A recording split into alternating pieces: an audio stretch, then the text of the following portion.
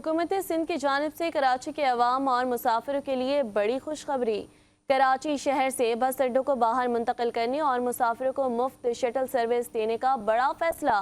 सूबाई वज़ीर इत्तलात और ट्रांसपोर्ट शर्जील इनाम मेमन ने कहा है कि मुसाफिरों के लिए पुरानी बस अड्डों से मुफ्त में शटल सर्विस चलाई जा रही है। मुसाफिरों को टर्मिनल तक पहुँचाने के लिए मुफ्त शटल सर्विस 14 अगस्त से शुरू की जा रही है। बस अड्डों को तरजीही बुनियादों पर फौरी तौर शहर से बाहर मुंतकिल किया जाए। हैवी गाड़ियों की वजह से कराची के शहरियों को तकालीफ का सामना करना पड़ता है। उनका मज़ीद कहना था कि सड़कों पर भी दबाव बढ़ता है। तमाम बस अड्डों को कराची से बाहर मुंतकिल किया जा रहा है।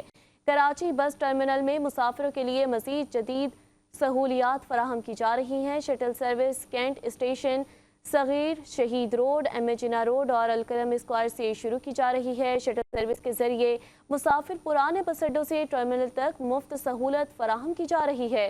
कोशिश की जाए कि कराची के शहरियों और मुसाफिरों को किसी किस्म की तकलीफ या परेशानी का सामना ना करना पड़े।